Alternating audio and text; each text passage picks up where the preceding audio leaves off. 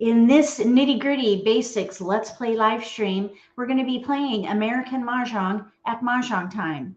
I think Mahjong Time is the best platform for playing the game for several reasons. There are other versions of it available, and they have pros and cons just like Mahjong Time. The reason I like Mahjong Time is because of the community, and then also there are 5 ways to play the game. You may or may not know, but I do play several versions of the game, which is one reason why I think about the game a little differently than most people. I'm able to approach decision making from a few different places. And by playing at Mahjong Time, I've been able to learn all these different strategies that can be applied, or really modified, then applied to American Mah Jongg. Today, I just wanted to briefly talk about the T-zone. I don't have a presentation, so we're just going to chat for a little bit, and then we're going to do some decision-making exercises at Mahjong Time in their Mahjong school. If you haven't tried playing here yet, look for my email in the video description below. I can send you information about their 30-day VIP trial. And you can always play in their school with robots free of charge 24/7. So that's another nice benefit that they offer. And just full disclosure, I am an affiliate partner there. So I do get commissions when people purchase a subscription. And this just helps me run my YouTube channel so that I can share the wealth of knowledge with all of you. So let's get started. Make sure that you subscribe to my channel for future of these episodes. I hope to have a presentation on the T-zone in the next go round. I'm still working on the nitty-gritty of this concept. So let's just check and make sure everybody can hear me and see me okay after all that. If you are able to chat, please say hi so that I know you guys can hear me and see me. It looks like we're doing good. Thank you for coming. All right, I guess what we're going to do really quick is just talk about the T-zone. So, and some of you may have already heard about this. I didn't make this up. Someone told me about it very briefly. They just said the name and showed me what it is on the card. But I want to go deeper than that and document why this T-zone concept can be helpful for some people. And it's really for people new to the game, because American Mah Jongg, well, just really most Mahjongs, there are some exceptions, but American Mah Jongg is a very complex game. It is, I kind of liken it to building a puzzle where you have 3 other players building a puzzle, vying for the same puzzle pieces. So the first person to complete their puzzle wins the game. And the puzzle is the card, the pieces are the tiles. So you're taking random pieces and you're arranging them or gathering them and building them into a shape and pattern that corresponds to a shape and pattern on the card. That's, in a nutshell, what we're doing. We're building a puzzle and we're trying to finish it first. Because of the colors and letters and numbers and the options that we have, it can be a little bit overwhelming sometimes, especially for people who are not by nature gamers, or maybe people who are not by nature competitive. And there are all types of people who like to play games for different reasons. There are some people who are avid and they love all games, especially card games or critical thinking games. And those are the people that can pick up the concepts quickly, and they end up going really hard on their learning. They have a very steep but short learning curve, and they're able to pick up all those concepts and do well. But there are people who maybe it takes a little longer to understand how to look at a roadmap, as it were, and then use the pieces to match that. Sometimes that takes a little while. And this T-zone concept is one way to, it's kind of like an on-ramp, I guess you could say, where you can focus on part of the card while you're getting on that on-ramp and getting into your lane so that you can then pick up speed and go for it. Just begin your journey. But start off just with a portion of the card rather than the whole card. So the T-zone is where you draw a line straight across the middle of the card. That's the top of the T. And that is where you focus on the three categories in the middle of the card horizontally: evens, consecutive run, and then 3, 6, 9. The T is odds. So that's the T-zone. Evens, consecutive run, 3, 6, 9, and odds, T-zone. And I think the reason why this came to be is, first of all, the middle of the T, consecutive run. It's the most flexible category on the card. You have 9 numbers in a sequence in 3 suits. So it uses most of the tiles in the game. Plus, you can choose where to begin your sequence. So you can go up or down that sequence. And that's why that is such a powerful category. It's the top of the T.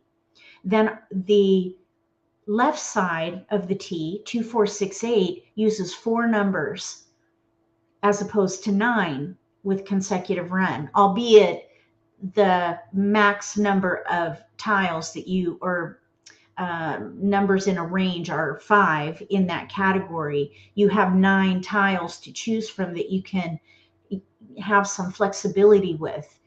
Then with 2, 4, 6, 8, you have 4 numbers, 2, 4, 6, 8, and there's a number in between, of course, that's omitted. So that category I call evens is interesting, because if you happen to see a trend where you're getting filler tiles, for example, if you're playing 2, 4, 6, 8 and you get 3s and 5s, you could transition or switch to consecutive run, which is more flexible. It really just depends on what happens in the game. And we can talk about that as we go. The right side of the T is 3, 6, 9. This uses 3 numbers. So it's weaker. It's almost like a slanted T, because 3, 6, 9 has some pitfalls. And the reason for that is because there are only 3 numbers to work with. You have to have a really strong representation of tiles in this category. And I have found that 3s seem to be more important than the 6 and the 9. And I'm still working on why I feel that way. I haven't documented statistically why that is, but I just feel like if you have a strong representation of each number and 3s, then you'll do okay in that category. Otherwise, focus on the other side. The leg of the T, the straight line for the T, is odds. You have 5 numbers there with omissions. You have 1, 3, 5, 7, 9. So again, just like with 2, 4, 6, 8, if you get filler tiles, you could potentially switch to consecutive run. Let's say, for example, you're playing 5, 7, 9, and you start getting 6s and 8s. You might be able to switch to consecutive run, which is more flexible. But if you have a good, strong representation of odds, then you'll be just fine there. The interesting thing about the odd category is there are, let's see, this year, 1, 2, 3, 4 hands that use all 5 numbers. Sometimes it's fewer, but this year there are 4 hands. The first one with 2 options, and then we have the 7th hand down, and then the concealed hand. They use all 5 numbers, 1, 3, 5, 7, 9. So you do have 5 numbers, more than 2, 4, 6, 8, where you have only 4, more than 3, 6, 9, because you have only 3. And the interesting thing here too is with the 4 that span one or 1, 3, 5, 7, 9. You also have options of either what I call little odds or big odds. So while you're looking at your odd tiles, if you see a predominance of little numbers, 1, 3, 5, then focus on those options. So it simplifies the decision making a little bit as to which hand might work best for your tiles. And the same applies to the bigger numbers, 5, 7, 9. So that is a nutshell of this T-zone concept. While you're learning the game and gaining confidence with your decision making, just limit the number of hands that you focus on as you ramp up. As you get on that on ramp to the fast lane, then you'll eventually be playing just as fast as everybody else. But if you limit the number of hands that you're focused on, it might help minimize anxiety. And that is the goal. The challenge is that you don't want to stay in the T-zone. You want to focus there as you on ramp and gain confidence. And then when you feel more and more confident, then start adding categories by panel.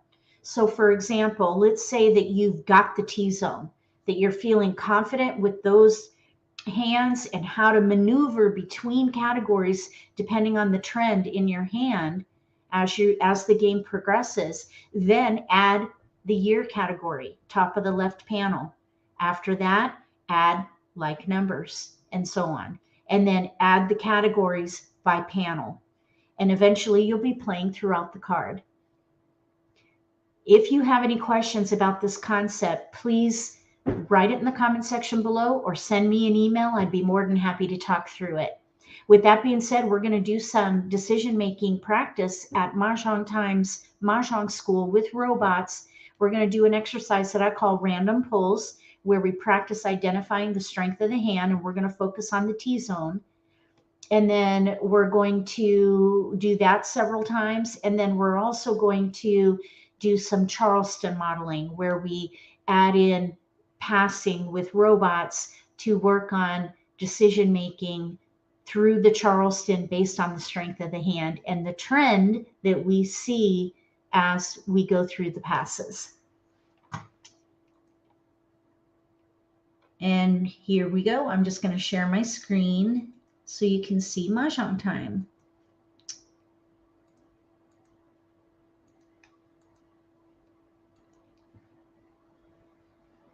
Let's see here. Everything looks good.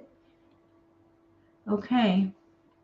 Can you guys see my screen okay? We'll go full screen as soon as we get in the room. I click on games, then I click on Mahjong School. And we're going to, on the left side, you'll see game name. Just if you're new to this platform, I do have videos on it that can shorten your learning curve. It's more robust, so it's a little more of a learning curve on this platform, but I make it easy for you because I give you videos to learn how to get around in here. But you can see that there are category tables with the category name. If you play there, you're going to get the same tiles with every deal. And I've requested that they create these tables with the option of a new random deal. But right now you'll get the same tiles. And there are some benefits to that we'll talk about in a little bit, or maybe in a future video.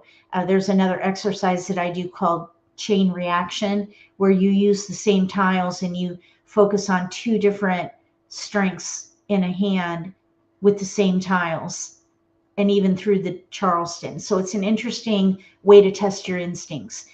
All right, so we're going to go to a practice random wall table. This is where you get a random deal every time.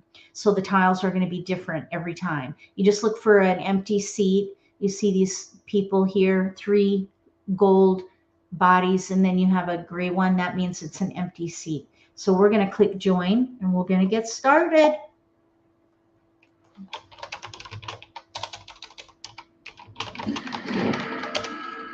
I'm just checking chat real quick here. Okay, we'll go full screen. And we'll start talking through how to identify the strength of a hand.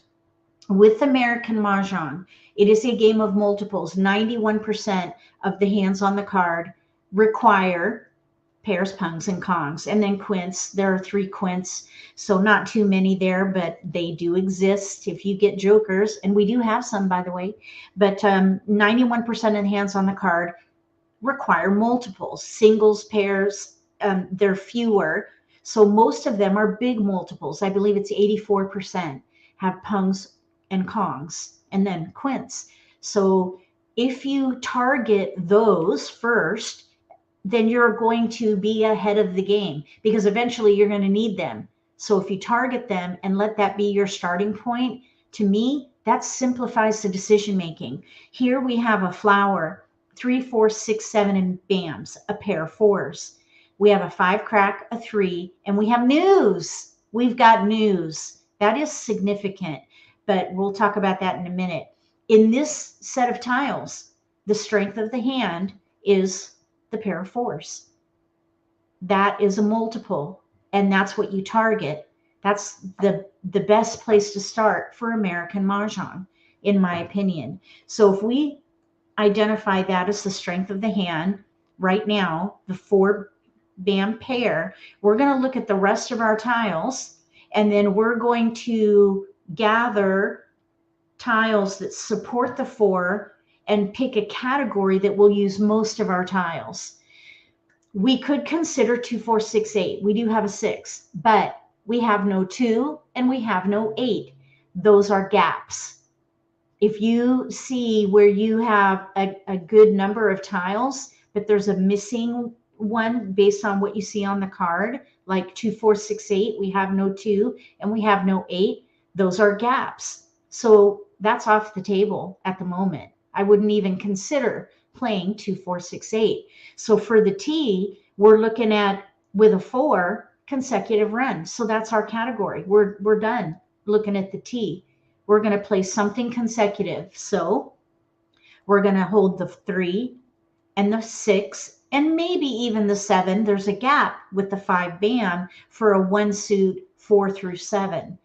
Anytime you're working with 4 numbers in a range, there are some options where you're going to be able to use the 4 and the 7, but of course we have a gap, no 5. We do have some mixed suit potential though. So we can hold the 5 crack and the 3. And while you're gathering tiles, gather no matter what the suit is, and use a 4 number range around your multiples. 5 numbers this year works as well, because there's the 4th hand down that spans 5 numbers in mixed suits. And it's a bit rare, but it is present this year. Most of the mixed suit options are 2 numbers in a sequence, 3 or 4, but this year we have 1 with 5.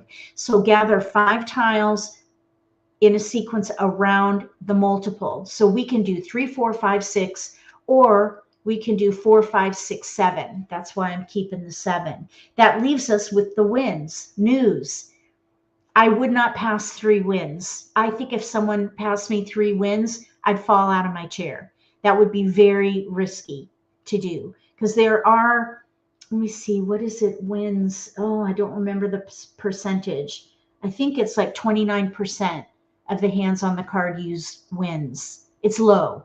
So even still, there are news hands on the card, like the third or the last hand under the year, and then the 2 bottom hands under Winds and Dragons, even the 3rd one from the bottom. Those all use news. All 4 numbers. And then of course you have the top, the 1st hand. Those are all news hands. If someone's playing one of those and you send them 3 wins, they're going to be very happy. So I wouldn't do that.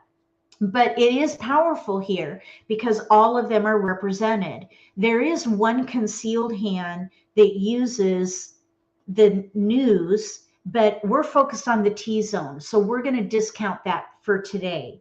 I might consider that. If these were my tiles, I'd probably consider the Winds and Dragons category in that last hand. But we're focusing on the T-zone for this exercise. So we're going to let it go. So just consider that for future. So we're going to pass one of these. I'm just going to select the north. Then I'm going to look at the rest of my tiles and I'm going to figure out which of these would be good to pass with the north. Because we have no 5 bam, I would pass the 7 because there's a gap. Anywhere there's a gap, that would be a reason to let it go. So the 7 will go. Now we need one more tile, just one more tile. There is a gap between the 4 and the 6 band. So we could maybe pass the 6. Passing 6, 7 in one suit is a little bit risky. Since we have a 3 band and a 4, you might think, well, I want to keep that because it's one suit. But there are more mixed suit options than there are one suit. And we actually do have a hand in here with no gaps. And that is 3, 5, 3, 4, 5. Let me just uncheck that right here. 3, 4, 5 in mixed suits with flowers. And that is the 5th hand down on the right.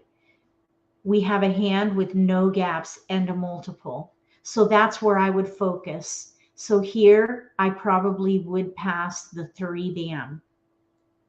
So we would keep these numbers, maybe even the 6. I suppose we could keep this. Let's see, if we let the 7 go with the north, this would be my first pass.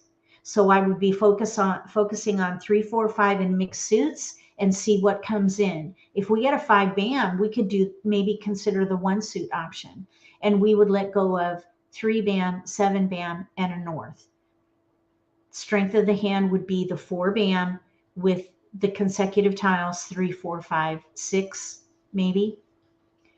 And if you came up with something different in the T zone, really, we're playing consecutive run, and we don't really have to pick a hand till we run out of discards. We've got discards, so we really don't have to pick a hand. But if I had to, I'd play 3, 4, 5 mixed suit Kongs with a pair of flowers. All right, we're going to do this again. If you have any questions, write it in the comment section. I hope this is helpful. We're going to exit and come back, and we're going to do 2 more. Practicing identifying the strength of a hand, and then also identifying your first pass. I think that's also helpful. It's a great segue when we're ready to go into Charleston modeling.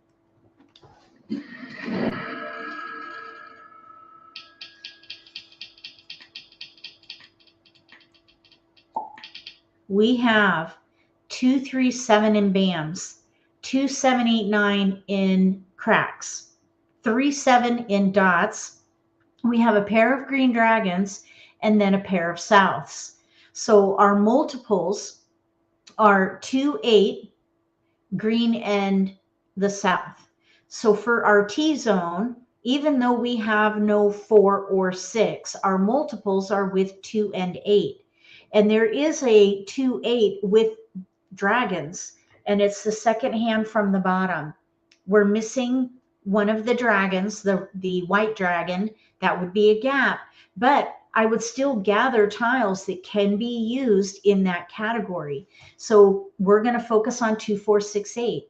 So I would discard the 7, the 3, and then here's the 7 crack and a 7 dot. We have 2, 8, the 3 can go to. We've got like numbers for discards. Like numbers are very risky to pass, so try to break them up.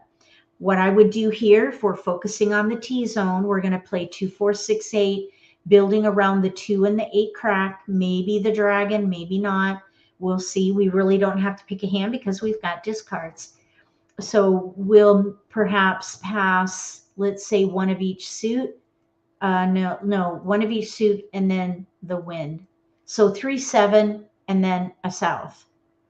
Let's see, maybe we can let the 7 bam go. Either way, one of the 7s for sure, one of the 3s. So this is what I would pass for the first Charleston. And then we're just going to gather every even tile regardless of suit.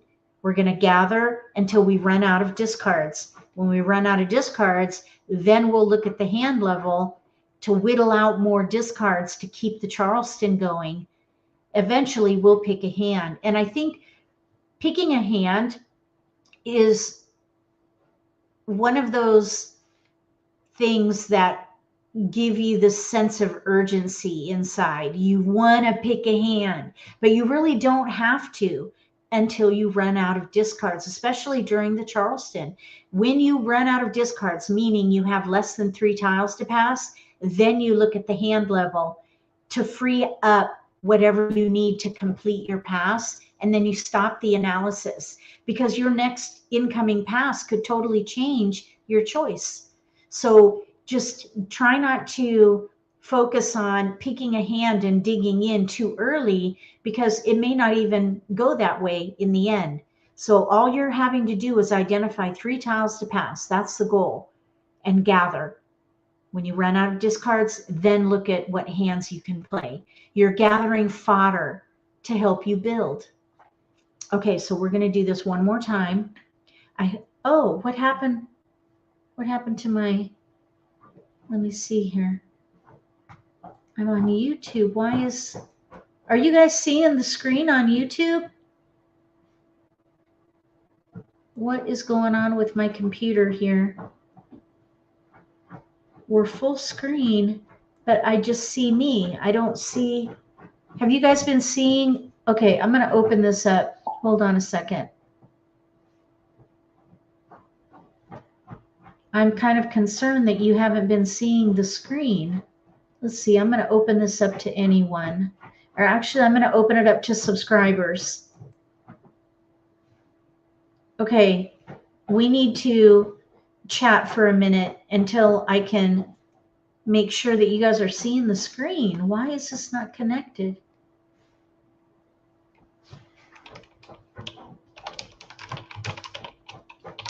Okay, you can see me, but can you see the screen or the game? Have you been seeing me this whole time? So maybe what I'm making sense, or what I'm saying isn't making sense because you haven't been seeing the tiles. You can see the screen and the game. Okay. Okay, good. Well, I'm really confused because in my program, you have been seeing the game. Okay, thank goodness. Okay, I'm going to leave this open in chat so everybody can chat, but we might get some... Let's see, no, you've been seeing the screen, not just you. Okay, thank you, Mary.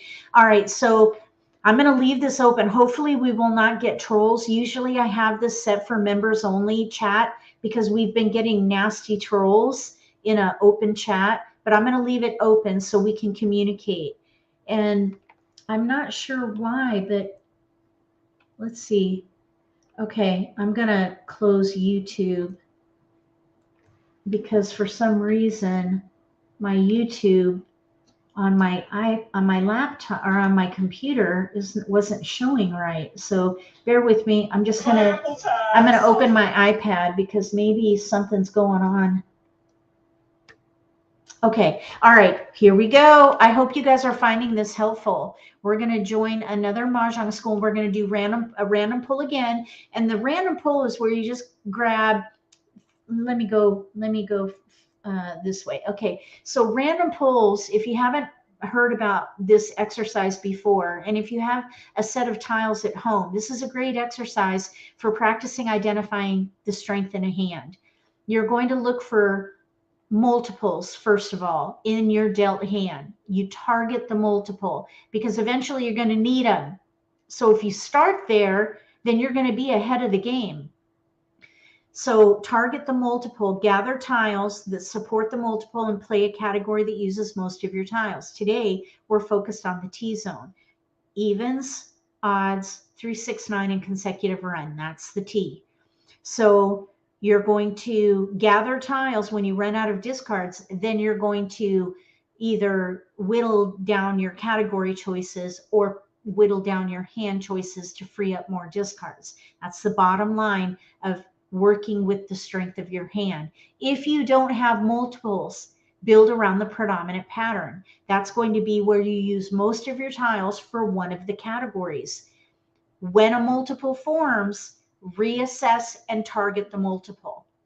You want to be leveraging multiples. Now, sometimes you're going to have multiples that don't go together, and hopefully we'll have an example of when that... Well, we did have an example. We had the pair of souths. That's not a category in the T zone. So we broke it up. So at times you're going to have multiples that you're not going to use. Just break them up. Try not to pass a pair and try not to pass like numbers. I think passing like numbers is almost as risky as passing a pair. And a pair is a multiple. So if you're giving someone a multiple, you're giving them strength. You don't want to do that. You want to build your hand. Yes, let that be the priority. And then your second priority is to pass as defensively as you can with your discards. All right, we're going to do another random pull. So let me share my screen again.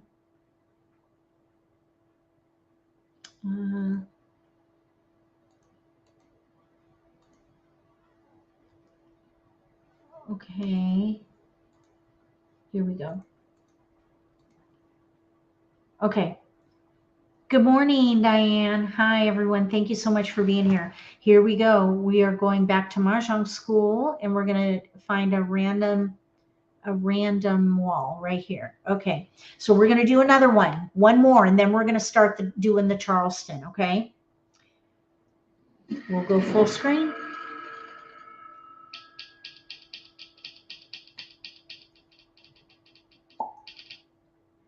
All right, we have with these tiles, this is a great one. We've got multiples that don't go together.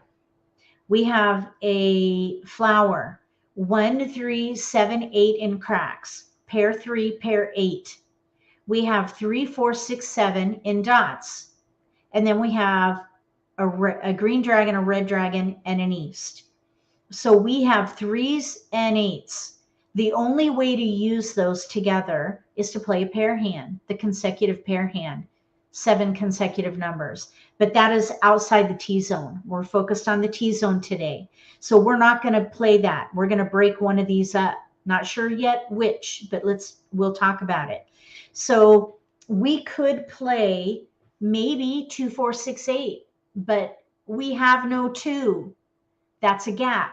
So 2, 4, 6, 8 right now is off the table.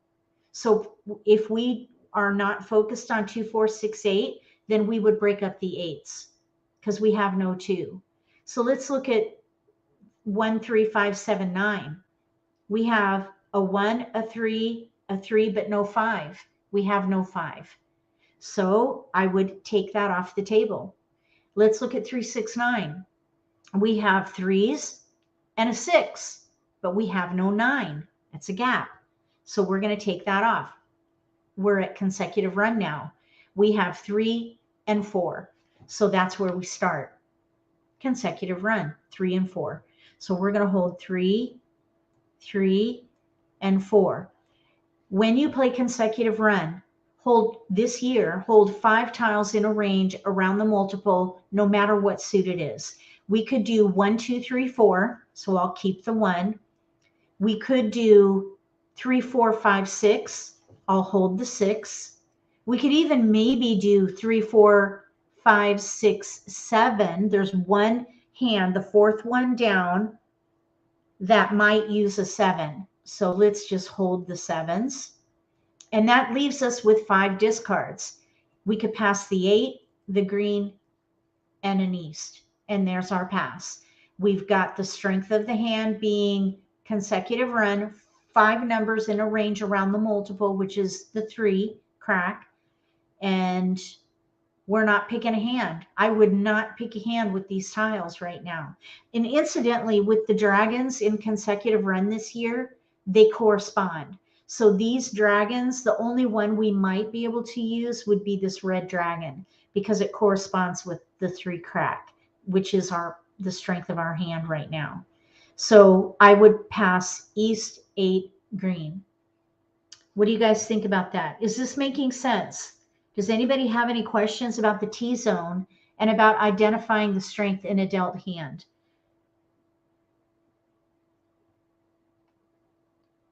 Give me a yes in chat if this is making good sense to you.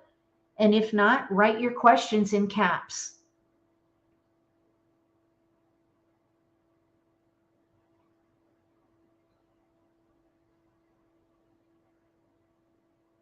It makes it easy, says Nancy. Excellent. That's the goal. We want to simplify.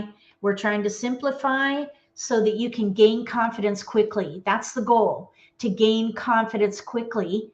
And then you're going to grow your confidence after you've mastered the T zone. If that's where you're at, you may be beyond this T zone concept. And all these strategies that I've been sharing apply throughout the card, not just the T zone. We're just focusing on the options in that T zone to simplify. Okay, so now is there, does let's see here, right? Hi, Sydney, welcome. Let's see, put a 1 in the chat if you want to do more random pulls.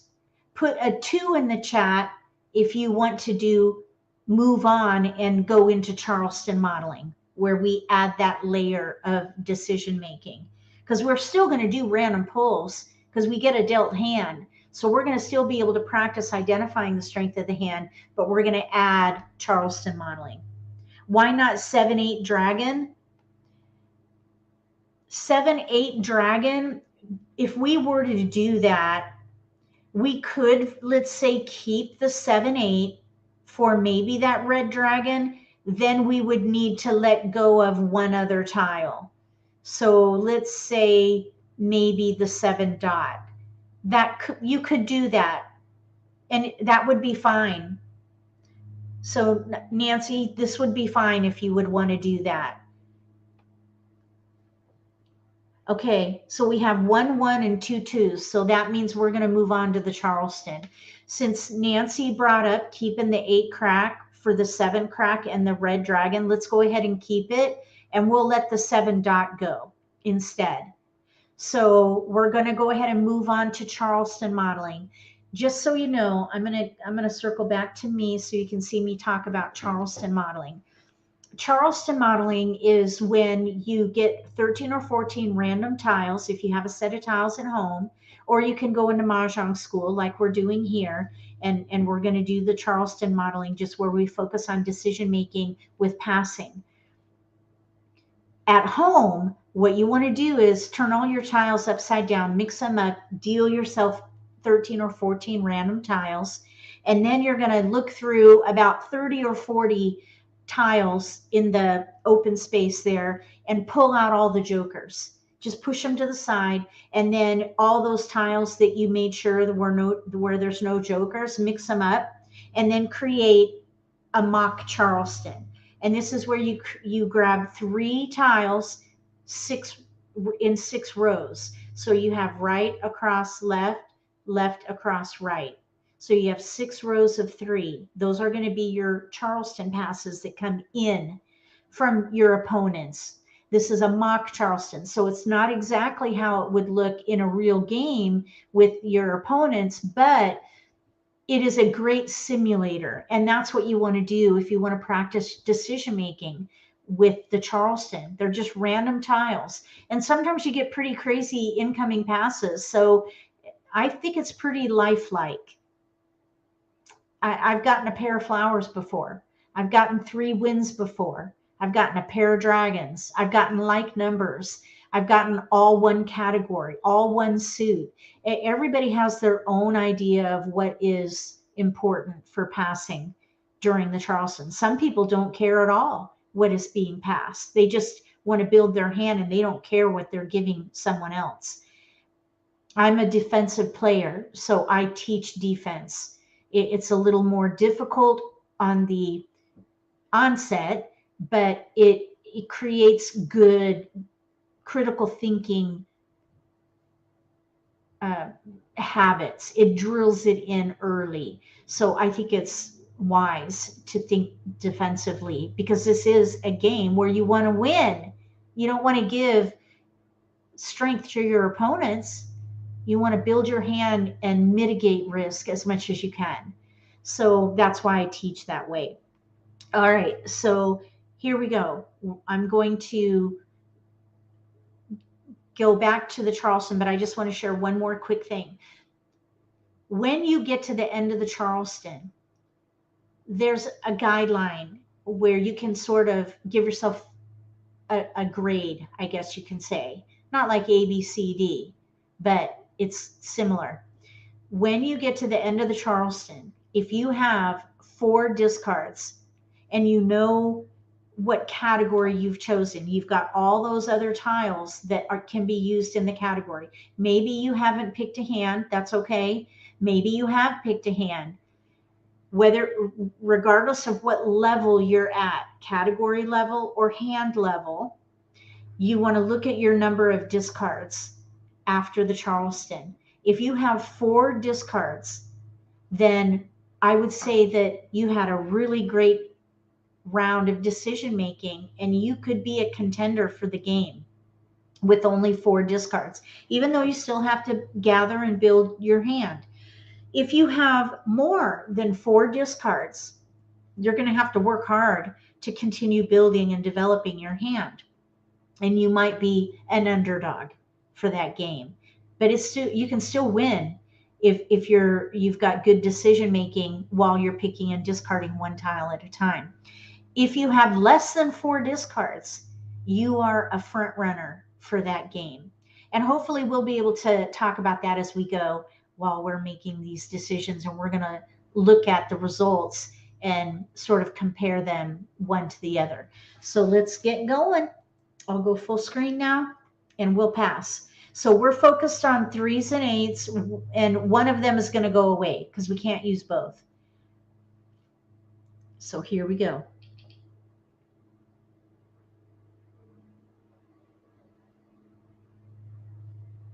We got a 1, 2, 5. Okay, so we're going to keep the 1 because we can do little odds now. 1, 3, 5. We have a 2. We could do 1, 2, 3, 4. We have no 4 though. So I don't think I would play consecutive run. We do have 1, 3, 5 in 1 suit, 4th hand down. At this point, we have options, but we have no discards at the moment because we're looking at little numbers with the 3, and we're looking at maybe big numbers with the 8. So let's just start with the 8. Let's say we consider playing maybe the consecutive run hand with the dragon and the 8. That would be the 3rd hand down. No gaps. We have a flower, we have the dragon, and we have 2 consecutive numbers in 1 suit. So that is using 1, 2, 3, 4, 5 tiles. 5 tiles. Now let's look at, and that incidentally is just the 1 suit. If we were to play the bigger numbers, I would keep probably the 5 and the 6. 5, 6, 7, 8. 4 numbers around the multiple, which is the 8. So that takes us to 7 tiles. And all these tiles to the right would be discards. So let's do it the other way around now. I'm going to sort my tiles again. Now we're going to start with the 3. We have a 3 crack. We have no 4, but we do have 1s and 2s and a 3. Oh, no, there's a 4.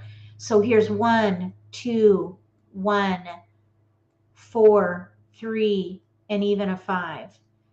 So here, oh, and maybe even the red dragon, okay, because we do have 1, 3, 5 dragon. That's actually a hand on the card, 4th one down on the left. No gaps, plus it uses a multiple. And that, look at how many tiles we have. We have 8, 10 tiles. We have 4 discards, including a pair that we need to break up. So this is a much better choice, either odds or consecutive run. We're in between categories. So we would just watch the trend and look for fillers. I wouldn't pick a hand yet, but if I had to pick a hand, I'd probably play little odds with dragons, 4th hand down. It's pretty weak though, because we need 2 pair. We need a pair of flowers and a pair of red dragons. So I wouldn't pick that hand yet, not while we have all these discards at the moment. We're not going to be able to use all these tiles. Another thing we could do is maybe 2, 3, 4 mixed suit Kongs. This would be the 5th hand down on the right under consecutive run. 3, 4, 5. let's see, no, 2, 3, 4, 2 bam, 3 crack, 4 dot with a pair of flowers. That is stronger than the little odd hand with dragons because you need 2 pair there, and we have singles. If we were to play that 5th hand down on the right under consecutive run, we would have a multiple, and we would only need to get 1 pair, and there are 8 flowers.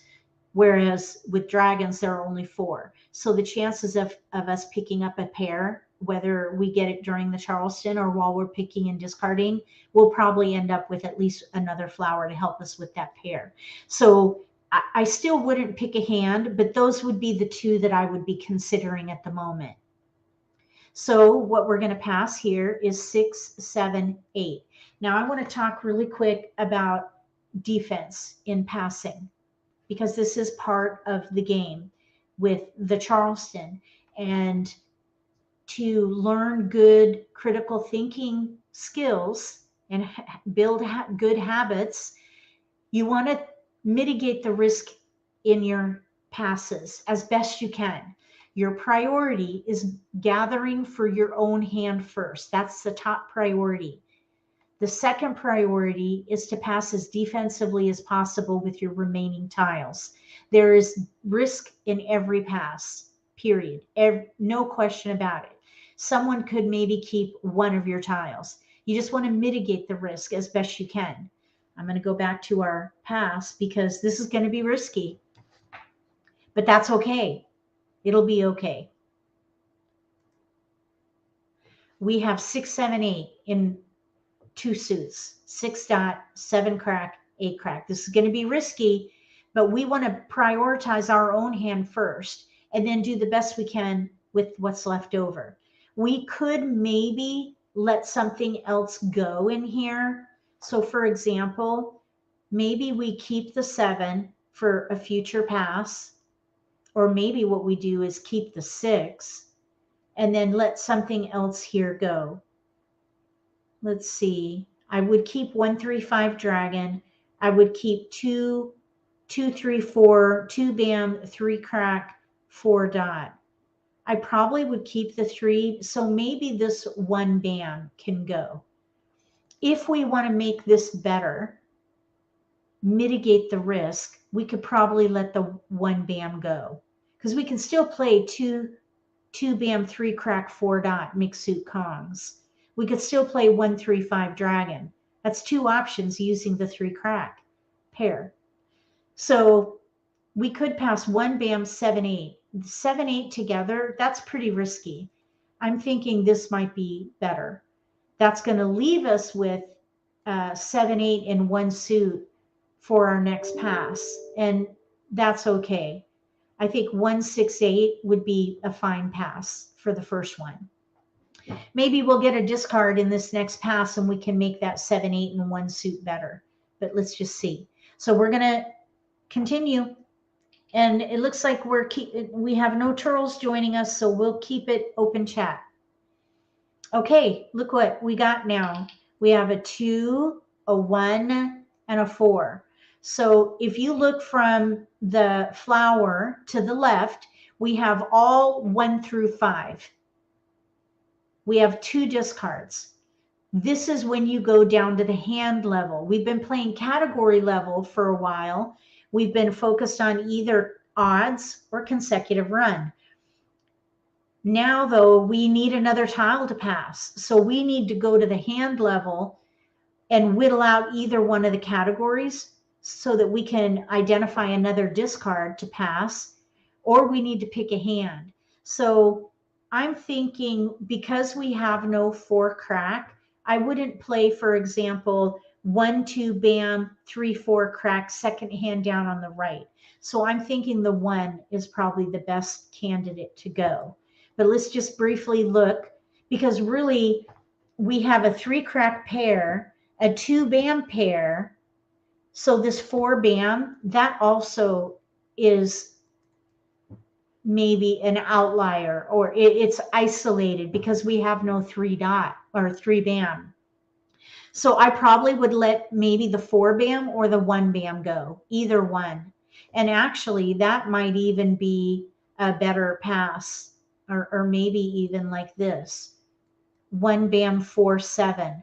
That would be a fine pass, and we still can play either 1 3 5 dragon, fourth hand down on the left, or we could play 2 3 4 mixed suit Kongs, fifth hand down on the right, and that's actually stronger, I think, than the 1 3 5, because we've got 2 multiples and we only need 1 pair with the flower. What do you guys think? What do you think about this pass? 1 4 7. Shall we pass, or does anyone have a comment? Maybe you would do something different. We really haven't even touched this 3 dot. That probably can go as well later. Let's go ahead and pass. Let's see. There is a, let's see. There is a 1 3 5 mixed suit. Looks good, says Diane. Okay, we're going to keep going. So right now we have 1 discard. We have a 1 6 8. 1 suit here, 1 6 8. We're going to keep the 1. We have an 8. Oh, it's asking us if we want to keep going. All right, let's talk about this now. When you are doing the Charleston, right now we have 3 discards, and we have 1 through 5 in our keepers from the flower to the left. Those are all keepers right now. We're not going to be able to use them all, but we're keeping them because we might be able to use some of them. We do not need the tiles to the right of the flower. We don't need the 6 bam, the 8 bam, and the 8 crack. We could pass these, but that would mean that we would be passing like numbers, and I would not do that. I would not recommend passing like numbers. So technically we have only 2 tiles to pass, and we're in between categories. We can either play 1 3 5, or we can play consecutive run. 1 2 3 4, 2 3 4 5, something like that. Or 2 3 4, something like that, in that range. So some of you may think, let's stop the Charleston and then maybe just pass 2, like maybe the 6 bam and the 8 crack. But the challenge here is that you're delaying a decision that you're going to have to make in just a minute or 2. So instead of delaying that decision, make it now, because we're going to have the opportunity to get at least, or maybe up to 12 more tiles to help us build our hand. We need to gather more. So instead of delaying the decision, make it now. So I would either pick consecutive run to free up odds that can go, or I would pick odds and free up some of the consecutive numbers that we're not using. So with our discussions, we never used the 3 dot. You might think, well, what about like numbers? Well, that's outside the T zone, and we're focused on the T zone. If you're just joining us, that would be the line across the middle of the card, and that would be the even category, consecutive run, and 3 6 9, and then the leg of the T is odds, the middle panel. We're focused on the T zone today. So like numbers is under evens. We're not focused there because we're trying to minimize the number of options to reduce overwhelm. So really this 3 dot can go. So we're going to keep going. We're going to whittle out a tile. We only need 1 tile, so we can stop the analysis. We're just going to let it go for now. We made the decision to keep going, and that's all we need to do at the moment. So we're going to let the 3 dot go, the 8 crack, and the 6 bam. So this is a great pass, 1 of each suit. Little numbers, big numbers, middle number. So this is a fine pass.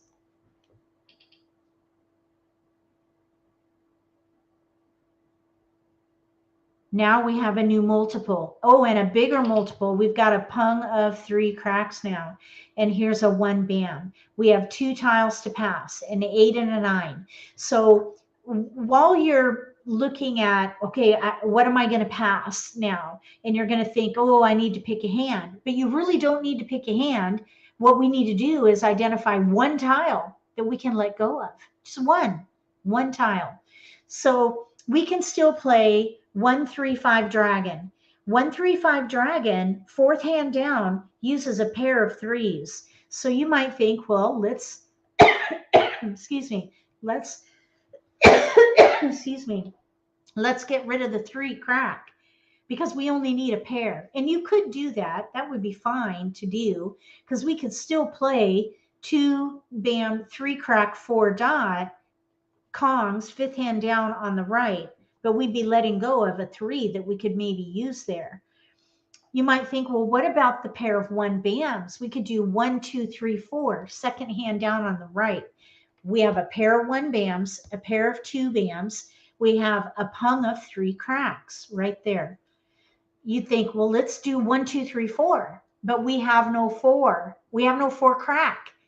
That's a gap, and it's a Kong gap. That's a big gap. I would not consider playing that hand right now. What I would do here is I'd break up the 1 because of that reason. We have no 4 crack. If we had a 4 crack, I would play the second hand down, 1, 2, 3, 4 bams and cracks, but we have no 4. So that's off the table at the moment. I would pass the 1 bam, 1, 8, 9. Now that's all 1 suit. It looks a little scary, but we're doing the best we can with our discards, and we're focusing on building our own hand first. That's the top priority. Then you do the best you can with what you have left over. And this is the best we can do right now.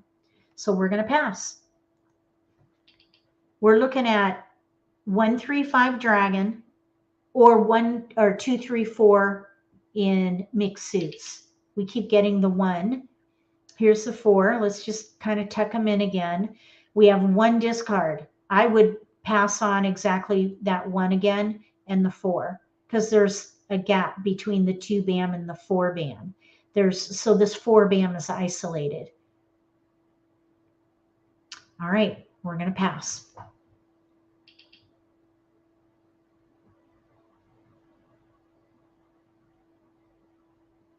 We got a 3. Now we have a Kong. I would not consider playing the little odd hand now because we'd have to throw away a pair. I would leverage the Kong. So we are now going to pick a hand because we actually have a hand here with no gaps. Fifth hand down on the right. So really the 5 crack and the 1 bam and the 1 crack here. We have 2, 3, 4 mixed suit Kongs with a pair of flowers. We don't have the pair yet, but that's okay. We've got 2, 3, 4. We have a pair of 2s, Kong of 3s, and a 4. No gaps for that. We need to pass now for optional. Let's see. We have still this 1, 1, 2. If we get a 4 crack, we might still be able to play that second hand down on the right. So maybe keep the 1 bam. Maybe it'll come back. We have a 5, 6 in cracks, but no 4. Let's see. Maybe we could discard fully with our pass and do 1 dot 6 crack red dragon. 1 dot 6 crack red dragon. That's what I would do. And pass fully. Maybe we'll get the 1 bam back and a 4 crack. That would be stronger than that 5th hand down if it were to happen.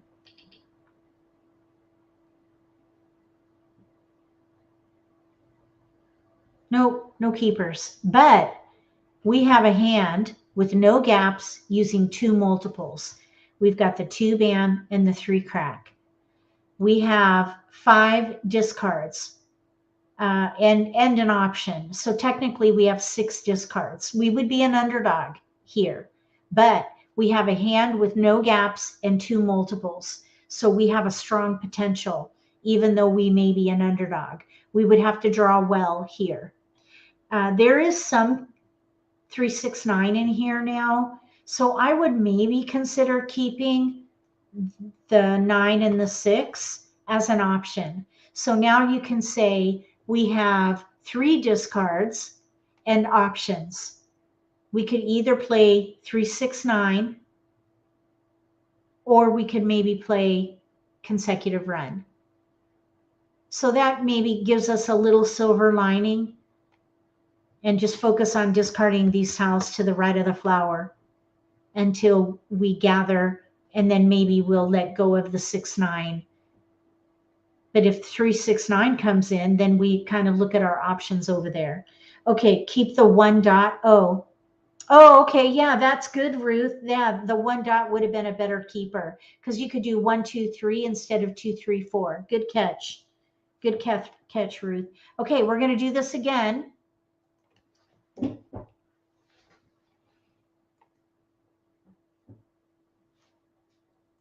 Does anybody have any questions about identifying the strength of the hand and the decision making as far as keeping what to keep and which category to choose and why? Are there any questions about that? We're going to do this again, so we'll have another opportunity to talk through all that. So I'm going to join another table. We'll go full screen again.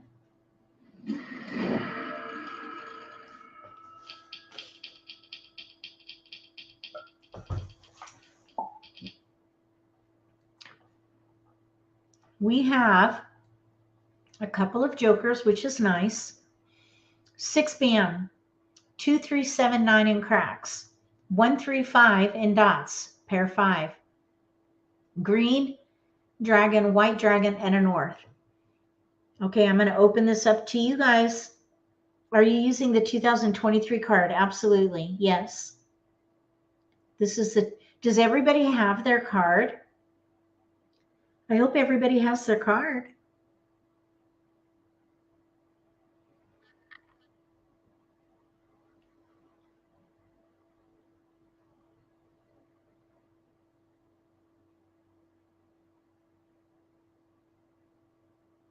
Welcome, Karen. Thanks for coming, and thank you for letting me know about your journey so far. Welcome to the game.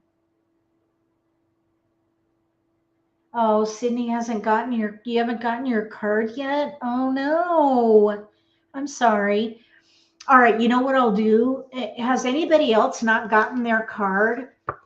I'll keep the old card out, and if you want to look at that, we'll straddle between cards. So have you purchased your card, Sydney?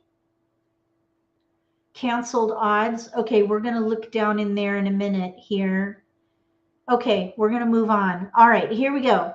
So let's see, Ruth thinks that the consecutive hand or the concealed odd hand might work.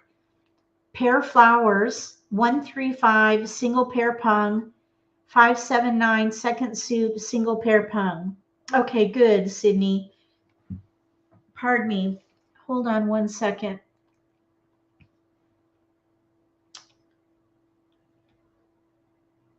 Oh, I guess that doesn't work.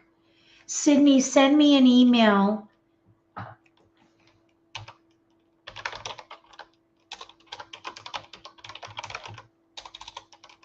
Okay, send me an email after this live stream. Oh, actually, hold on one second. Hold on one second. Oh, yeah, no. Yeah, if you can, Sydney, send me an email right now.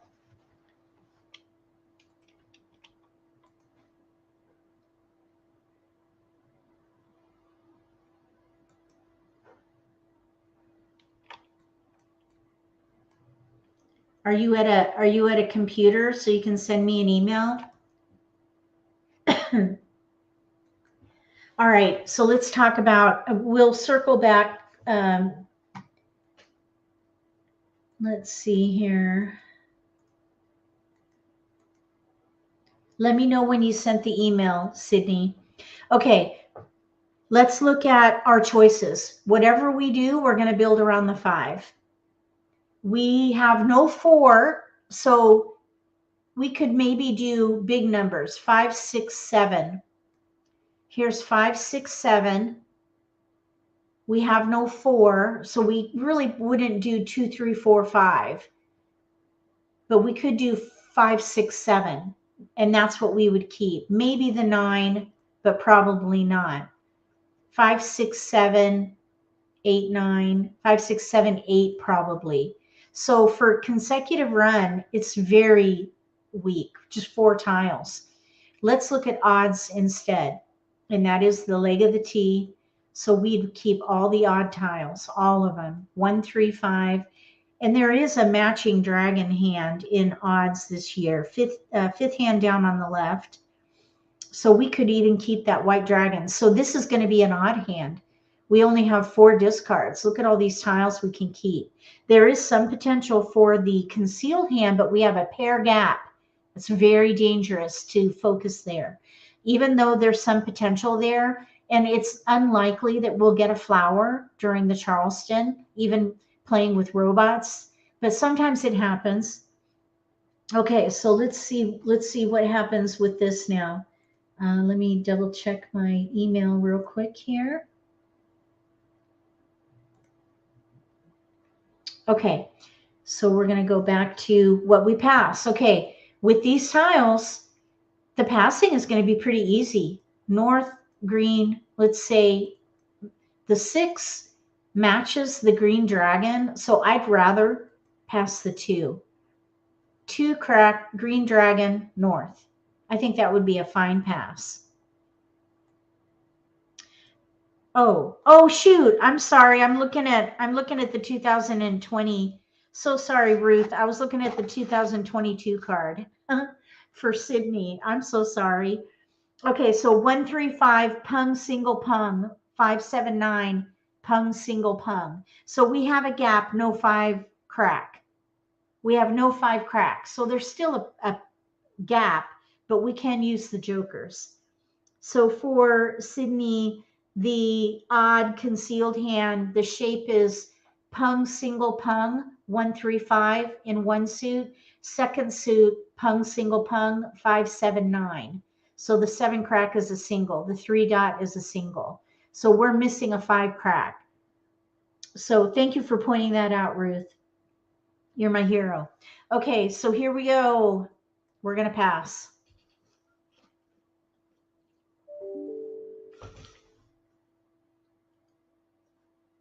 Oh yeah, I was looking at the dragon hand in odds on the 2022 card. It corresponds, but on the 2023 card, there's an offsuit dragon hand. It's the 5th hand down, 1, 3, pair pung, Kong dragon, and then Kong or pung pair 3, 5. So 1, 3, 3, 5 in 2 suits with the dragon for the 3rd suit. So we might have been able to use that green dragon, but we don't have a 1 crack or a 5 crack. So it really doesn't matter. Okay, now here's something interesting that has happened. We have a 1 and we picked up a pair with the BAMs. So now we need to reassess. Anytime during the Charleston, let me do this way. Okay. Anytime during the Charleston, when you develop a new multiple, reassess and target the multiples. So we're going to totally reassess because now we have another multiple, the 6 BAM. So our multiples are now 5, 6. So I would recommend moving out of the odd category and going to consecutive run, because now we have 2 consecutive pairs. Those are multiples. Those are going to be the new strength of the hand. So then I would gather 5, 6, 7. So we'll keep the 5 BAM and the 7 crack. Now, if we happen to get 4s, we might be able to keep the 3s, because then we could do 3, 4, 5, 6. So we have over here a gap, no 4, but we have 3 through 7, gap 4, and that's fine. So here you could maybe pass 1 dot 9 crack white dragon. I typically don't pass white dragons. So in this case, I think that we could probably make it better by, let's say, passing maybe the three dot, 1 crack 9 crack 3 dot. I'm going to go full screen again. All right, so we've switched from odds to consecutive run because we have two multiples now, a pair of sixes and a pair of fives. 5, 6. That's better than one multiple in odds. So here we go. Let's see how this goes. And we don't pick a hand. We're just gathering 4 numbers in a range around our multiple. We just got another 5. So here's a 5, oops, and a 6. So now we have 5, 6 in BAMs, 5, 6, 7. We have a 1 dot. Now this 8, if we get a 7 BAM, we might be able to leverage that 8. I would let go of this 3. It's pretty isolated in there. And we could maybe pass the white dragon. We have 5 dot pair, 5 BAM pair, 6 BAM pung, 8 BAM, and we have a 7 crack. I think I would risk passing the white dragon because if we happen to get an 8 crack, we could play 5, 6, 7, 8 and mix suits. That would be the second hand down on the right. If we get a 7 BAM, we could play 5, 6, 7, 8 in one suit. The 5 dot pair, we might need to break that one up. So let's just see what happens. We're going to pass 1, 3, 1, 3 dot crack with the white dragon. We're not going to pick a hand yet. We're just still gathering. Oh, look what we got. This is good. This is very interesting. 2, 3, 4, 5, 6, 8. 2, 3, 4, 5, 6, 8. The 8 is isolated. There's no 7 BAM. That's going to go. We have a 5 dot pair and a 5 BAM, 6 BAM pung. I think we break up the 5 now. So we have 2 tiles we can pass here. We have a hand with no gaps. Second hand down on the left in one suit. 3, 4 in BAMs, 5, 6 pung kong, pung kong. The 7 can go and probably the 2 can go. Really, just like this. So I wouldn't stop the Charleston. Boy, this one suit looks really pretty. And we have a multiple here with the 5 dot. You'd think, well, let's stop the Charleston. But I say no. We're going to keep going.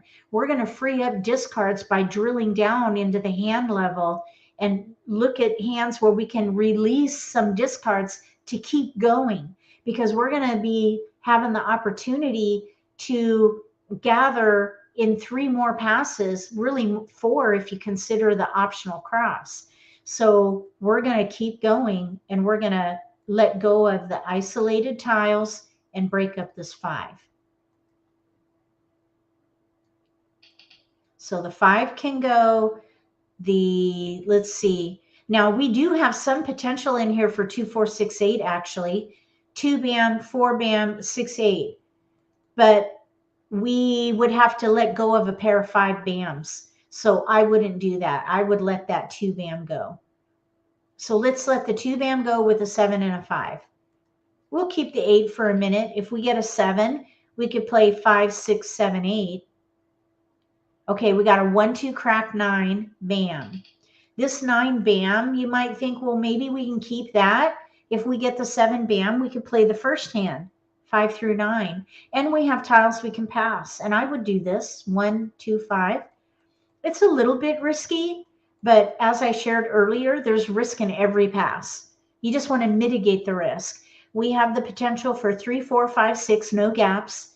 We also have 5, 6, 7, 8, 9, but a gap, no 7. We do have a couple of jokers that we could potentially use for the 7, because the 7 in that first hand would be a pung. Pair, pair, pung, pung, kong is the shape there. So hold on one second. Let me check my email. There's Sydney. Okay. Hold on, Sydney. Sydney, I'm coming. Bear with me for just a minute here.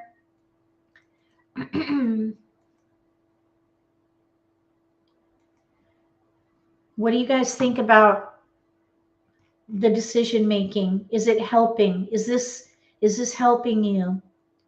I have a little frog in my throat. I'm sorry. I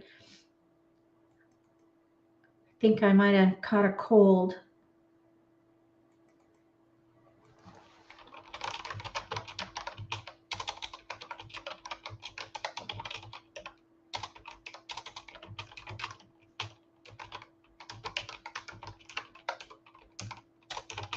I'm just sending a quick email here to Sydney. Okay.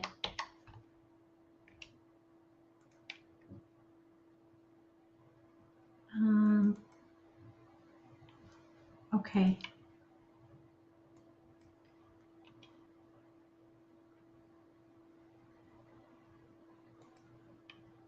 Okay, Sydney, there you go.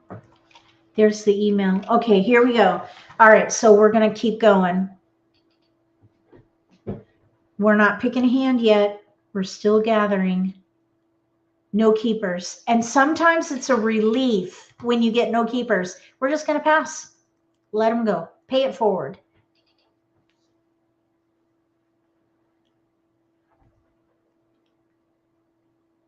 No keepers. This is a little bit risky. 7-9 in one suit. 7 is in our range. So is the 4, actually.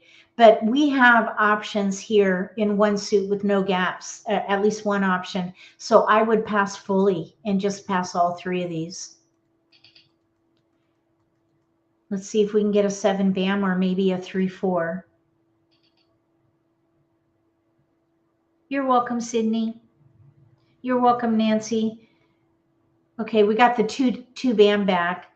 2, 3, 4, 5, 6. Our multiples are with the 5, 6, so this 2 is not going to be helpful.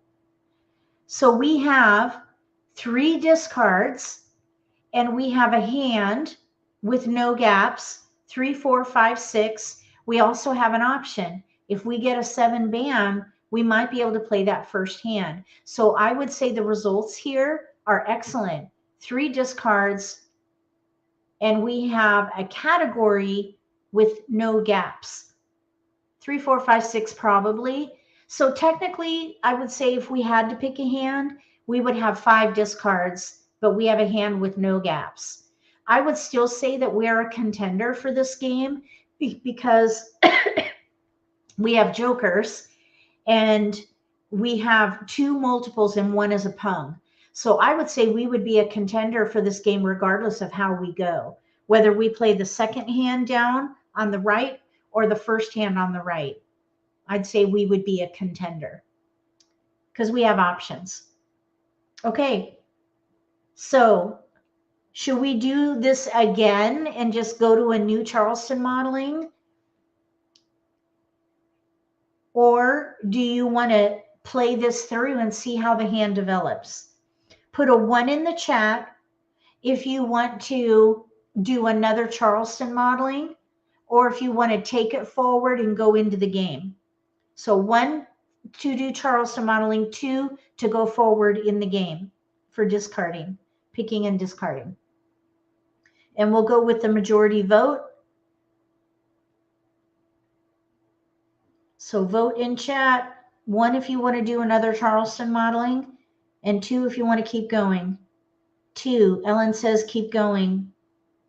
I need a 1 or a 2 to, okay, we got a 2, 2, 2, 2. Okay, we're going to keep going.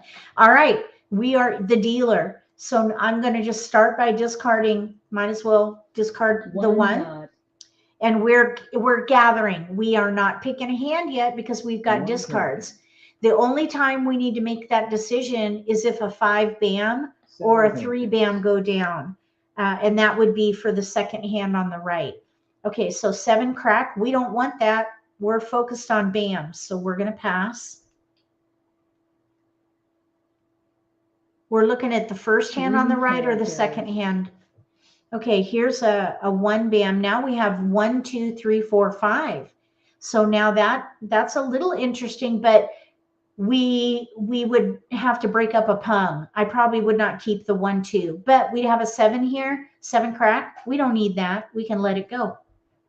7 I'd probably say let the 1-2 go next. 1-2 and bams. Those are our next discards. If you can, oh yeah, we don't want that. We have an option with no gaps, 3, 4, 5, 6. 3, 4, 3, 4, 5, 6, second hand down on the right. If we were to take that with a Kong and use our only jokers, we would have a gap, no 7. If you have a gap, discount that as an option. We have a hand with no gaps, 3, 4, 5, 6. So we're going to let this go. What I was sharing before is if you can identify discards in advance, that's a good way to keep up the pace of the game with experienced players. We have 2 discards for us that we know we don't need. Okay, now here's an interesting keeper, maybe the dragon. There's the 3rd hand down with matching dragon. We also have the concealed hand, but we have no flowers. That would be a pair gap for both hands. 3rd hand down, concealed hand with the matching dragon. We can keep it because we've got discards. We can let these 1-2, the 1-2 bam go. We're focusing on the 5, 6 multiples. Pump. Red dragon. So we're still gathering. 9 characters. The only time we have to make a decision is if the 3, 4, 5 go down. Well, any of these go down. 3, 4, 5, 6. Okay, now look what we got. We got the 7. And now we have no gaps with 5, 6, 7, 8, 9. We're going to let the 2 bam go. Now we have no discards. We have all keepers. 5 bam. And that is after 2 passes. Here we have to make a choice. So you look at what is out and you let that be the driver on your decision making. We could take that 5 for a pung for the 2nd hand down on the right and play 3, 4 in bams, 5, 6, 3, 4, 5, 6, pair, pung, kong, pung, kong. I'm sorry, that's not we're in 1 suit. The 2nd hand down on the left. I apologize. All this time I'm thinking mixed suits. I'm so sorry. Okay, so we're doing 1, 2, 3, 4 in 1 suit. 3, 4, 5, 6. So we could pung, but we could also maybe play the 1st hand on the right, 5, 6, 7, 8, 9, and use that 5 bam as a pair, in which case we wouldn't call that. However, there's a 9 bam that it went down and we didn't take it because we had a gap at the time. We had no 7 bam. Because the 9 bam is already out, we would have to dedicate one of our jokers for that tile. And we would be exposing a Kong with a joker that could be taken. That's why I would call the 5 bam for a pung and let the 1st hand go. So this 7, 8, 9, actually the 9 can just go and the dragon. And I would pung that. I would pung that for the 2nd hand down, 3, 4, 5, 6. So we're going to pung the 5. We could even play 5, 6, 7, 8 and still even Kong that 6. So we can keep the 7, 8 in bams. We can do 5, 6, 7, 8 or 3, 4, 5, 6. We have 2 discards now. The 9 bam is out, so let's discard that. 9 bamboos. 5 characters. We don't have to make a choice until a tile goes down. The 6 bam we could Kong regardless. And I would just take whatever comes first. Okay, now there's a new multiple. So that makes the decision for us. Let the multiples drive the decision. We're going to play 5, 6, 7, 8. So now the 3, 4 can go. We have a multiple there that drives the decision. We're playing 5, 6, pung kong, 7 bam, 8, pung kong. So now let's let maybe this dragon go. Green dragon. When I know what hand I'm playing and I have no gaps, I would consider discarding the riskiest tile first And that would have been that green dragon, primarily because there's only 3 dragons. These are really equal in risk. None are out. So let's discard the 3 crack. 3 characters. So our hand is set. We're ready to Kong the 5 6 characters. bam. We're ready to pung the 7 bam and Kong the 8. We're a front runner now. 8 bamboos. There we Kong. Pung Kong, Pung Kong. 5 bam, Pung. Kong 6 bam, Pung 7, Kong 8. So we're going to Kong. Kong. And now everyone's going to know what we're playing, but that's okay. 4 We have a bamboos. hand with no gaps and multiples. We have only 6 one bamboos. single, but we have that Pung there. So we're going to Kong Kong. and discard the 3, and we're ready to win on a 7 3 bam bamboos. for Pung Kong.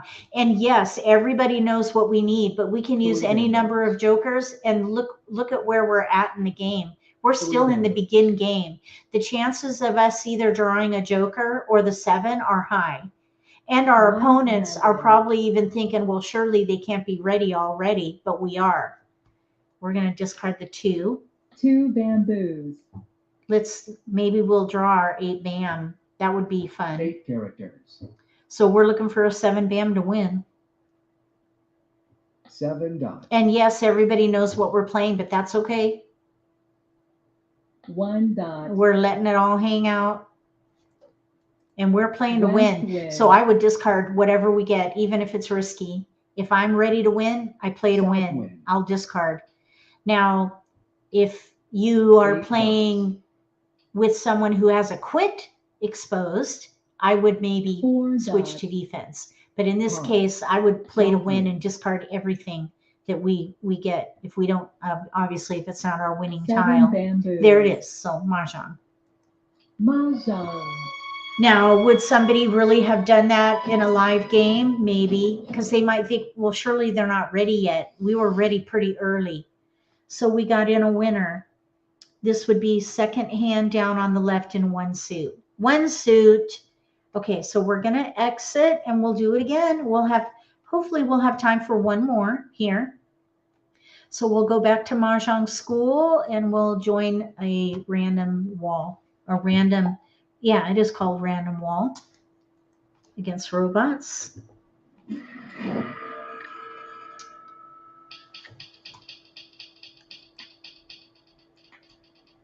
Whoa, look at the winds and dragons here.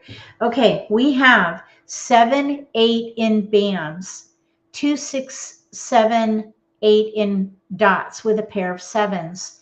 We have a green dragon, a red dragon, and then we have news with a pair of souths.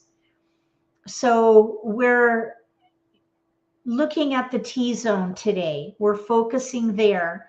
And if you missed the earlier discussion, the reason we're doing that, it is an approach for people new to the game who may feel overwhelmed with all the choices.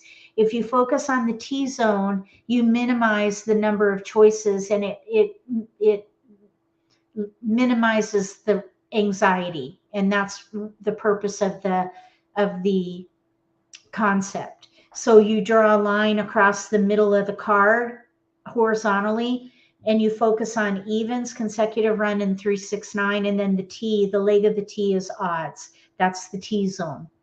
So those are the options that we're looking at. So we're going to let the wins go.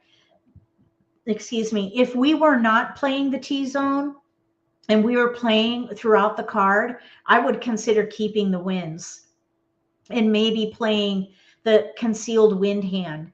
But we're not doing that today. So I just want to give a little disclaimer there. There is strength there, but we're focused on the T-zone for this session. So we're going to let one of the wins go, and I would break up the multiple. Then we need to decide what we're going to focus on with the number tiles. We have a pair of 7 dots, so that is what we're going to target. Target the multiple. American Mah Jongg is a game of multiples. 91% of the hands on the card use pairs, pungs, kongs. So you want to target them. That's going to help you gain an advantage if you target the multiples.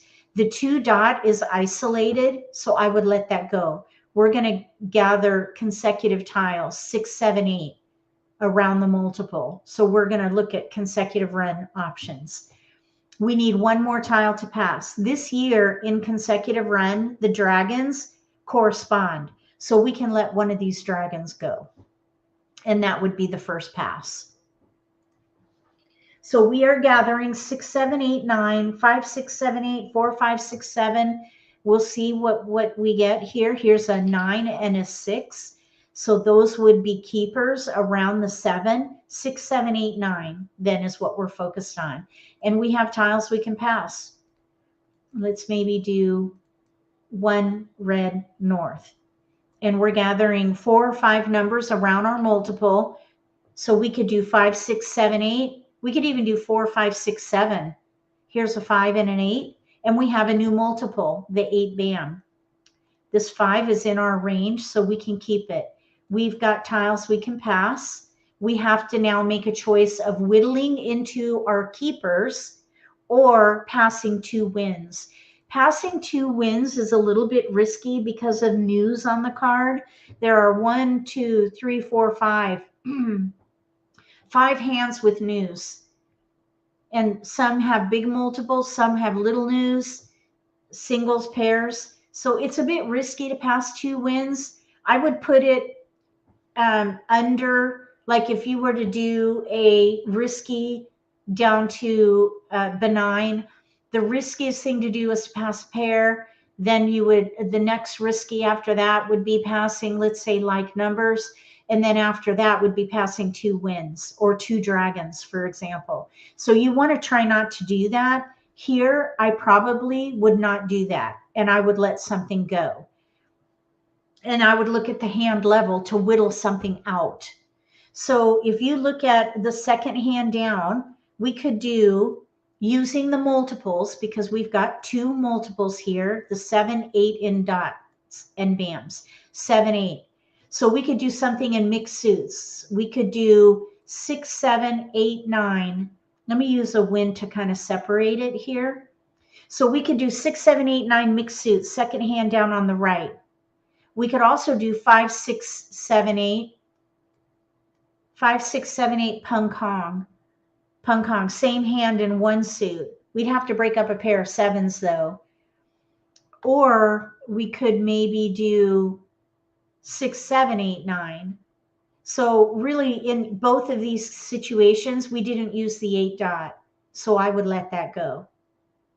So you can do a process of elimination to whittle out one more discard in this case. Okay, bye, Mary. Thank you for coming. No keepers here, and we did get like numbers, so we're going to break those up.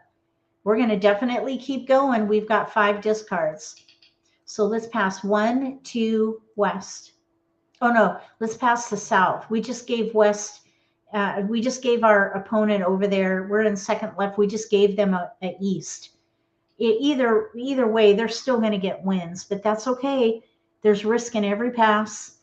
We have a 1s and a 7. So look at all these like numbers that we have. We're going to need to keep them, break up that, or let the 7 go. We still have options with our 7 dot and 8 bam. We really don't need that 7 crack anyway, because there aren't any hands that use multiple like numbers in mixed suits. Let's see, in where we're at. There's that second hand from the bottom that uses mixed suits with like numbers, but we have no flowers. Here's a 6 dot. We got another keeper, 6, 7, pair, and then we have a pair with 8s. 6, 7, 8, 9 is probably what I would focus on there. Here we can pass one of each suit.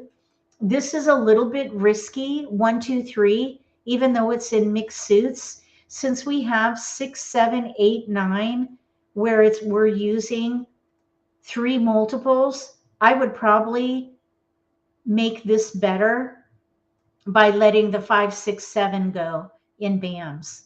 So maybe we pass, let's say 1, 2, 7, 1, 2, 7, 1 correct, 2 dot, 7 bam. We've got 6, 7, 8, 9 mixed suit Pung Kong, Pung Kong. Second hand down on the right.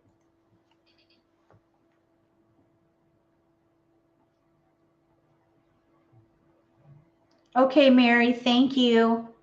All right, we have a multiple in here, but it doesn't go with 6, 7, 8. So we're going to let that go, but we don't have to let it go yet.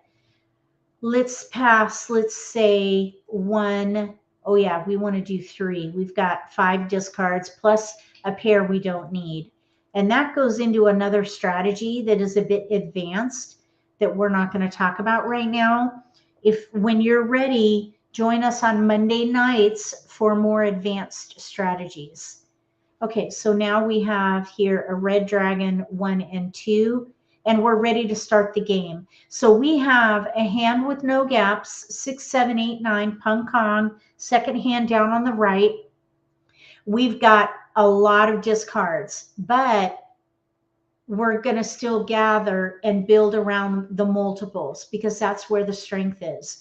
All these to the right of this pair of 1s are discards. So we would just let them go. We're just going to start by discarding. Red dragon. And we're in gather mode. We're targeting multiples and we're gathering. Now, if a 6 dot or 8 bam are discarded, we could pung, but we're not ready to come. So we could still build our 6 dot and 8 bam. Now we have a 1 bam we can exchange for a joker. So let's do that. You double click on it to get the joker in your hand. Now we have a joker and we can maybe discard the 1 crack. 1 character. So we have 6, 7, 8, 9, pung, Pung Kong, Pung Kong. We have a joker now. So we could even Kong that 7 dot if it goes down. 1 bamboo. We just need a little help with our 9 bam. 3 bamboos. 1 character. So we're playing consecutive run. We're in the T zone. 1 crack, 1 crack with a joker is available. It's the tile that's kind of glowy. Okay, now we're not ready for that, so we have to let that go. Okay, let's see. Let's let the 2 crack go. 2 characters. 7 characters. We're still in gather mode. We can build if our tiles go down. 3 characters. We have 7 no bamboos. gaps, and that's why I would go ahead and call any tile. Okay, let's let the 9 crack go. 9 characters. 8 characters. We're looking for dots and 8 bams. bamboos.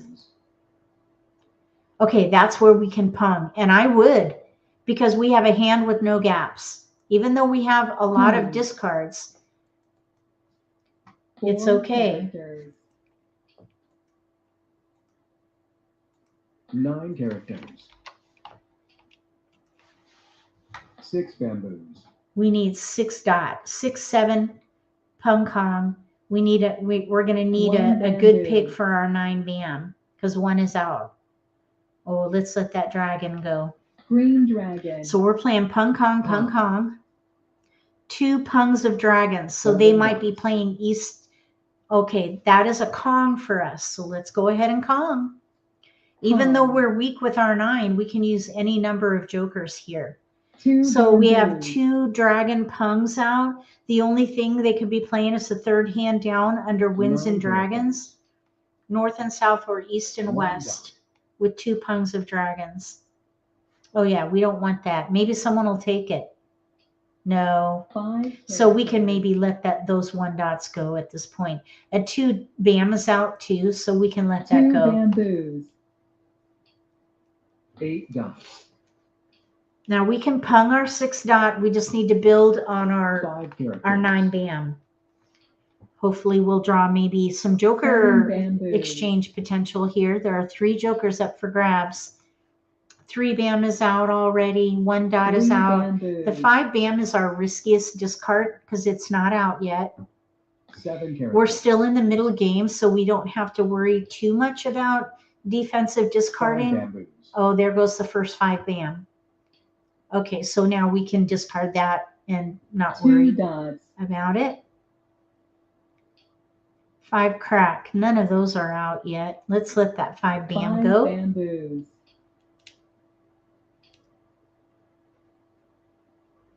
3 characters.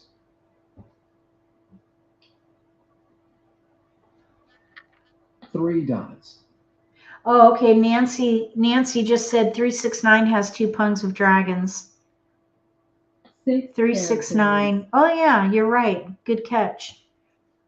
I'm still getting used to the card too. 5 bamboos. So 4th hand down with a pair of flowers. 369 pairs. East wind. That's one of the hands that should be 35 points. There are four 8 pair dots. there. 4 pair and 2 pungs of dragons. That's a hard hand. That should be 3 dots. 35 points probably. But oh well. Joker exchange. Thank you. We need that. Red dragon. That's a keeper for us. Okay, let's let the 5 crack go. 5 characters. So there are 2 jokers up 9 for bamboos. grabs. Oh shoot, we're gonna need a joker. We're not ready there. We need to 3 Kong. bamboos. We need to Kong that. Maybe we'll get one of our jokers. 8 I got dots. you. I understand, Nancy. Okay, East. We're gonna let this go. Okay, East we wind. need 7 dot 1 crack. Hopefully we'll draw maybe the last 9 bam. South wind. It would be great to get a joker in there. So if someone discards 2 the 9 dots. bam, we can call it. 4 bamboos. 2 crack is out. 2 characters. 2 characters. Oh my goodness, we need keepers. 9 characters. 1 crack, 7 dot are up for grabs. 4 characters. Oh, 4 dot can 4 go. dots. We're playing to win. We've got two discards and they're 2 safe. characters. Nobody wanted the 1 dot. Maybe we should swap it out. White dragon. Let's discard the 1 dot next because maybe somebody wasn't ready for it earlier. 7 characters. Okay, we need a keeper here. 7 crack. That was just thrown. Let's let the 1 go. 1 dot. Oh, I was hoping someone would take 3 it. dots. That's all right. 2 dots.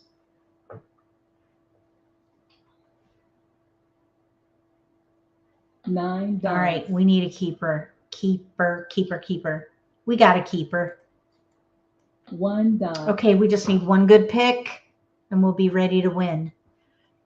West wind. So pung kong. Second hand down on the right is what we're South wind. playing. 1 crack, 7 dot are up for 7 grabs for bamboos. joker exchange. 4 bam can 4 go. bamboos. We're playing to win. We're in the end game. Last wall. 8 dots. We have a discard that should be safe. It was just 1 discarded. dot. There are 3 of them out. So that 7 crack should be safe. 2 bamboos. Should be a good safe discard. We need a keeper. We got our exchanging 7 our dots. own. And now we're ready to win 7 on the last characters. 9 bam. Ready to win on the last 9 bam. 6 bamboos. There are 2 out. So hopefully if you're playing with live 4 players, they characters. might think, oh, that maybe is an okay Green tile. dragon. But with 2 exposures, people are going to know what we're playing. West wind. So we're looking for a 9 bam. 3 characters.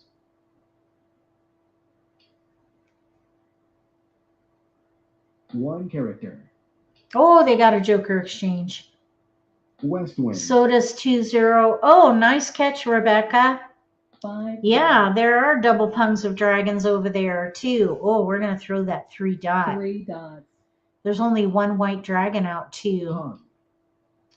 Okay, so 1, 3, 3, North 5, mixed suit, Hong Kong, third 4 hand down dots. on the left. Or they could be doing 1, 2, 3, 4. Here's a 9 dot. That can go. 9 dots. They could be doing pung kong, 1, 2, 3, 4 4 bamboos. as well. Flower. Okay, we need that 9 bam. 4 characters. Or 3 dot. Oh, we got a joker. Mahjong. Woohoo! We got Mahjong. All right. What do you guys think? Does anybody have any questions? Let's open it up to Q&A. We won't be able to play another whole game. Nitty-Gritty Basic series are great. They're gold. Thanks so much for sharing all this knowledge. You're welcome. Just in case someone missed that, thank you so much, Diane. I appreciate you being here. And I hope that you find this helpful. Every Monday from 10 to noon Eastern Time, we'll be doing these sessions, and we'll focus on some topic that is fundamental to the game, the basics for a good, strong foundation to help you build your confidence with the game. And then on Monday nights, we're going to do another Nitty-Gritty prime time Let's Play live stream, similar to this, but the strategies are a little more advanced. So if you're up to it, join us again at 6 p.m. Eastern Time on Monday nights. And then on Friday nights, we do Simply Social Let's Play live stream, where we hang out and chat, and then also do gameplay with commentary. But there's no nitty-gritty topic. We just play the game and have fun together. I mean, it's all fun, right? All right, so that's going to do it for this Let's Play live stream. I know we're ending a little bit early, but I'm feeling a bit under the weather, so I hope you don't mind if we leave a little bit early today. Be sure to watch the repost, because we talked about the T-zone and the purpose of it. If you are beyond that feeling of overwhelm, feel free to play throughout the card. But if you feel overwhelmed with all the choices, focus on the T-zone for a little while. Gain your confidence playing 2, 4, 6, 8 consecutive run, 3, 6, 9 and odds. That's the T-zone. And then add the other categories one panel at a time. So after you gain confidence in the T-zone, then add the year category. After you gain confidence with the T-zone plus the year, add like numbers. Once you gain confidence there, add addition. So now you're playing that left panel plus the T-zone, and then add the other panels as you go. What time on Fridays? Fridays start at 5 p.m. Did I say 6 p.m.? It's 5 p.m. We play from 5 p.m. to 7 p.m. Eastern Time. And that is Friday night, Simply Social, Let's Play live stream. And then we play an hour of Siamese Mahjong after that. So from 7 to 8, we play a little bit of Siamese Mahjong, which is when you play 2 hands at one time with one opponent. Okay, thank you so much for coming. Please share about this channel with your friends. The more the merrier. And as you know, while you gain confidence with the game, having that confidence allows you to have more fun. We can all have so much more fun as everyone at the table gains confidence. So please feel free to share about this channel with your friends, and subscribe if you haven't already. Click that little gray bell. That way you'll get notification when I go live. We'll see you again tonight, 6 p.m. Eastern Time, or maybe we'll see you again on Friday night. Thank you again for coming. I appreciate you being here. You're welcome, Ellen. Good luck. I shouldn't say good luck. You got skills. You don't need luck. You got skill. Okay, and may all your picks be keepers.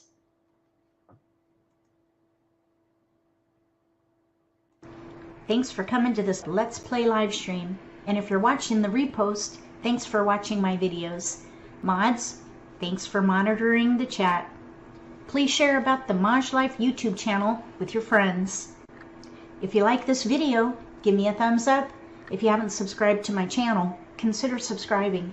Click the little gray bell if you do. That way you'll get notification for when I post new videos, and you won't miss an opportunity to learn a new strategy or pick up an insight to the game that could give you an advantage at the table.